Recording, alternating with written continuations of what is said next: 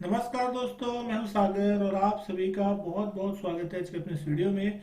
इस वीडियो में हम बात करने वाले हैं एक्सिस बैंक के क्वार्टर 2 के नतीजों के बारे में। किस तरीके के रहे नतीजे यहाँ पे हम देखने की कोशिश करेंगे, समझेंगे किस तरीके के नतीजे हैं और कल इसका क्या इम्पैक्ट होता हुआ दिख सकता है स्टॉक प्राइस पे। सबसे पहले अगर हम बात कर रहे हैं यहाँ पे इंटरेस्ट इनकम की, तो आप यहाँ पे देख सकते हैं 20,238 करोड़ का जो नंबर है वो आता हुआ दिख रहा है, जो साल दर साल अगर हम कंपेयर कर रहे हैं पिछले साल के क्वार्टर से 16,336 करोड़ था। तो एक बहुत ही शानदार जंप जो है इंटरेस्ट अर्निंग इनकम में देखने को मिल रही है।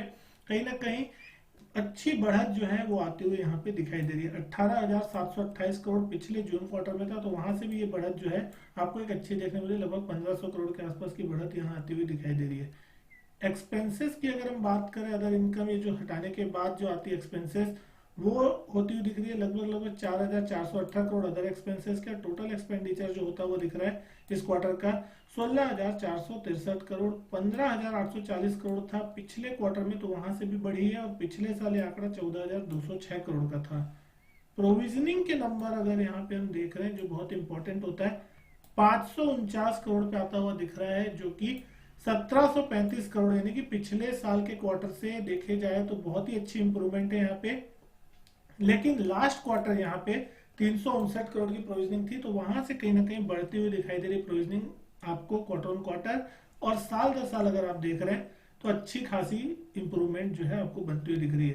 प्रॉफिट आफ्टर टैक्स के नंबर अगर हम यहाँ पे देख रहे हैं, तो प्रॉफिट आफ्टर टैक्स जो कि आपका निकलता हुआ दिखाई दे रहा है एक्सपेंसेस के बाद 5,330 करोड़ के आसपास का जो नंबर है वो आता दिख रहा है। 3,133 करोड़ था लास्ट ईयर, तो वहां से लगभग लगभग 2,200 करोड़ की बढ़त जो है यहाँ पे देखने मिली, जो कि बहुत ही शानदार है। क्वार्टर ऑन क्वार्टर भी एक अच्छा जंप है। 4,125 करोड़ के मुकाबले 5,329 करोड़ का प्रॉफिट आता हुआ दिख रहा है।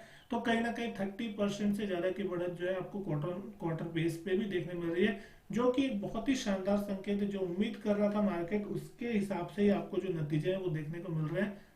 आगे अगर हम बात कर रहे हैं इस कुछ पैरामीटर्स की, तो कैपिटल एडिक्वेसी रेशियो जो आपको देखने मिल रहा है 16.52% का आता हुआ दिख रहा है, जो कि 19.23 था लास्ट ईयर और 17.28% था पिछले क्वार्टर में। तो वहां से दोनों से ही आपको जो है यहाँ पे कम होता हुआ दिखाई दे रहा है।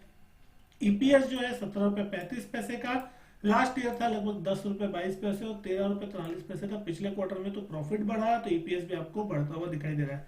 लेकिन एनपीए में आपको यहाँ पे ध्यान देना होगा किस तरीके से एनपीए आता हुआ दिखाई दे रहा है। ग्रॉस एनपीए 2.5% और नेट एनपीए जो आ रहा है आधा परसेंट के आसपास आता हुआ दिख रहा है। लास्ट ईयर आंकड़ा था 3.5% का, जो कि घट के 2.5% हुआ, यानी कि कहीं ना कहीं 103 बेसिस पॉइंट का जो है इंप्रूवमेंट वो यहाँ देखने मिला, जो कि बहुत ही शानदार है।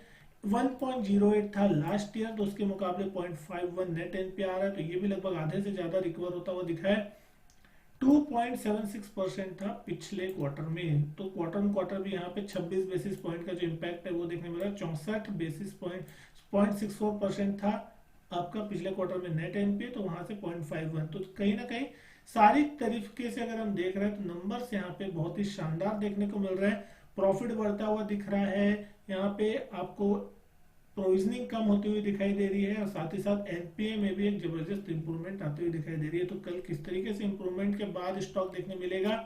यहाँ पे आज जिस तरीके से इंडसइंड बैंक के अच्छे नतीजों के बावजूद भी इंडसइंड बैंक पिटता हुआ दिखाई दे, तो क्या यहाँ पे प्रॉफिट बुकिंग आ सकती है या फिर एक बड़ा ब्रेकआउट चार्ट पे आ सकता है। तो हमने यहाँ पे बात की थी दोस्तों 810 के लेवल की, कि अगर 810 के लेवल के आसपास या इसके ऊपर स्टॉक जाने की कोशिश करता है तो एक अच्छी तेजी देखने मिलेगी। तो यहाँ पे एक दो दिन कंसोलिडेशन के बाद फाइनली ब्रेकआउट हुआ है और 825 के आसपास आज क्लोजिंग है। कंसोलिडेशन हुआ नतीजों से पहले, लेकिन अभी भी यहाँ पे जो टारगेट से 850 के आसपास के वो आते हुए नहीं दिखाई दे। तो रेंज जो है 850 से लेकर 810 के बीच की बनी हुई है, इस रेंज के बीच में है। अपना ये हाई क्रॉस करने के बाद स्टॉक ऊपर गया, तो कहीं ना कहीं पहला सपोर्ट रेंज जो है 810 का है। अगर कोई प्रॉफिट बुकिंग आती है तो पहला रेंज जो है 810 का सपोर्ट बनेगा। अगर 810 के नीचे जाता है तो कहीं ना कहीं थोड़ी गिरावट गहराते हुए आपको दिख सकती है। उस कंडीशन में 800 790 तक के भी लेवल नीचे देखने मिल सकते हैं। लेकिन अगर नतीजों के दम पर अगर मार्केट वाकई में तेजी करना चाहता है, जो तेजी अभी पिछले कुछ दिनों में हुई है, जो कि नतीजों के दम पे मानी जा सकती है, कि नतीजे से पहले एक पॉजिटिव उम्मीद के दम पे तेजी हुई तो आपको प्रॉफिट बुकिंग भी देखने मिल सकती है, और अगर तेजी कंटिन्यू होती है तो 850 तक के टारगेट भी जो है नतीजों के बाद यहाँ पे आपको कल के दिन देखने मिल सकते हैं।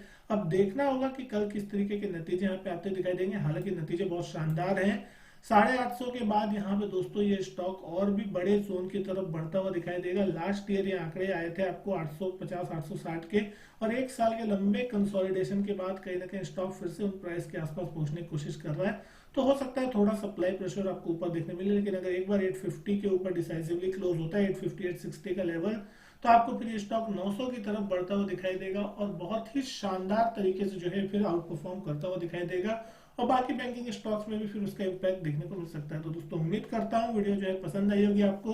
वीडियो अच्छी लगी तो वीडियो लाइक करें, शेयर करें, चैनल सब्सक्राइब नहीं किया चैनल सब्सक्राइब जरूर करें। मैं आपसे मिलता हूं अपने नेक्स्ट वीडियो में, तब तक के लिए good bye and thank you.